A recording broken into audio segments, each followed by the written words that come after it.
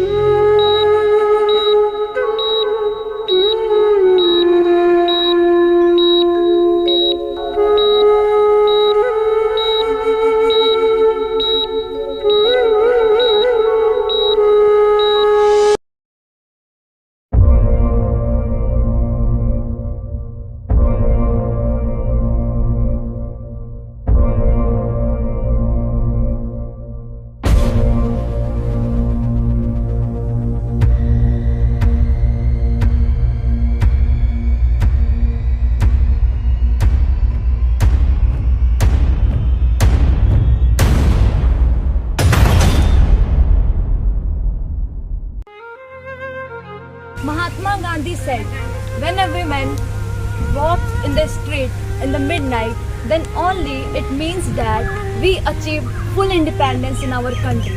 But now, the guidelines given Mahatma Gandhi are ridiculed in our society.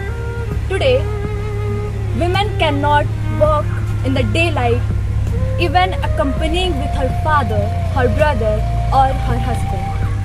It appears that rapists are not scared of the law, and unfortunately we don't have any control on it, in spite of knowing it is one of the biggest crime on this earth.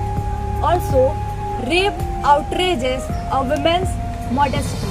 After a rape incident, women live a pathetic life which includes fear, depression, suicidal action, guilt complex and social stigma. जैसा कि आपने सुना, one of my classmate Shubhra Pandey ने बताया, ऐसी ही कहानी एक लड़की की है जो हम आपके सामने प्रस्तुत करना चाहते हैं।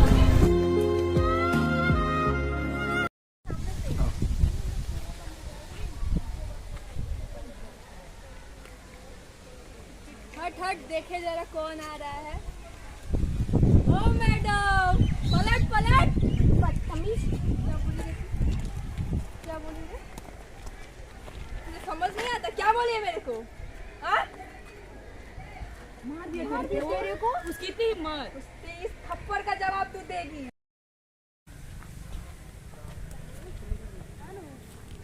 देख आ रही है तेरी वाली।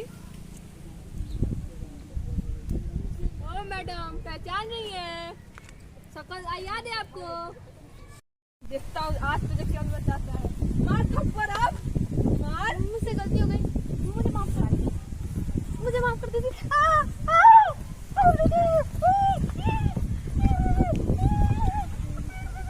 मेरे मम्मी पापा को दे दो, प्लीज। आज के बाद मैं किसी से नहीं बोलूंगी।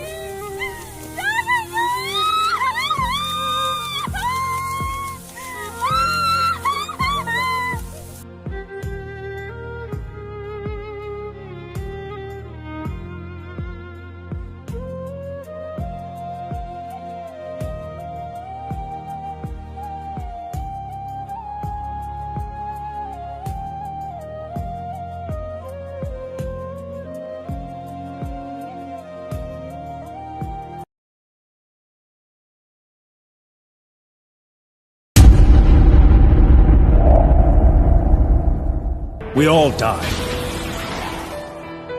But does that mean our lives are meaningless? Does that mean that there was no point in our being born? Would you say that of our slain comrades? What about their lives? Were they meaningless?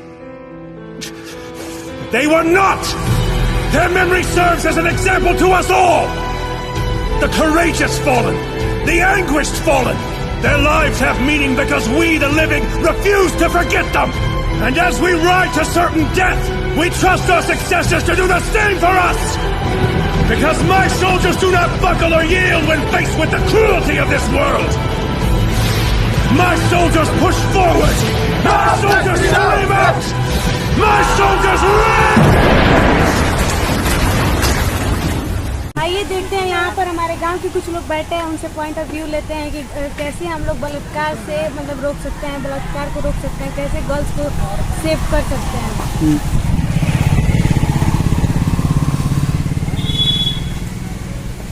Uncle नमस्ते। नमस्ते uncle. जैसे कि आप देख रहे हैं कि schools में, कॉलेज में, बड़े बड़े शहरों में लड़कियों के ऊपर एसिडिक फेंक दिया जा रहा है, उनका बलात्कार किया जा रहा है, उनकी हत्या कर करके और फेंक दिया जा रहा है। इससे आप मतलब बताइए कि कैसे गर्ल्स को सेव किया जा सकता है। ऐसा तो किसी को करना नहीं चाहिए।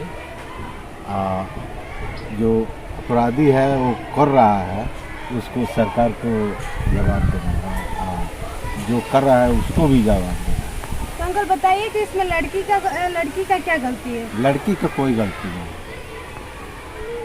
लड़कियों का गलत मतलब लड़कियों का बाहर जाना गलत है या फिर लड़की होना गलत है? नहीं, लड़की होना भी गलत नहीं है, बाहर भी जाना नहीं गलत है। नहीं, बहुत लोग कहते हैं कि लड़कियां का ही गलती होगा, लड़कों का गलती नहीं है, लड़कियां सब जज के जाती हैं इसलिए ये बलात्कार हुआ है, ऐसा वैसा बोलते हैं। कहते हैं कि इसमें लड़कियों की गलती होती है। लड़की तो कौन गलती है? मैक्सिमम लोग यही बोलते हैं। मैक्सिमम लोग मतलब बोलते हैं कि लड़कियां ऐसे वैसे करती हैं। लड़कों को जितना अधिकार है उतना लड़कियों को भी अधिकार है। घूमने के लिए उनको भी जाना चाहिए, लड़कों भी क्यों जाना चाहिए। ये बात नहीं है कि लड़कों का अधिकार है कहीं जाने के लिए, आने के लिए, लड़कियों को नहीं है। सबको जाना है, सबको आना है, अधिकार बनता है सबको जाने के लिए। आज के समय में हर राज्य, हर शहर, कहीं ना कहीं हम बलात्कार के घटने को देखते ही रहते हैं। कोई ना कोई मासूम सी लड़की इस हवस के दरिंदे के शिकार में फंसी रही हैं। इन सब में हवस के दरिंदे ये तक ना देखते हैं कि ये बूढ़ी है, बच्ची है, बालिग है। इन्हें अपने हवस मिटाने से मतलब रहता है। ईश्वर ने भी बहुत पछताया होगा जब इन गिद्धों को मानव बनाया होगा। उसकी लड़कियों को बचाने के लिए समाज के साथ साथ लड़कों को भी आगे बढ़ना होगा।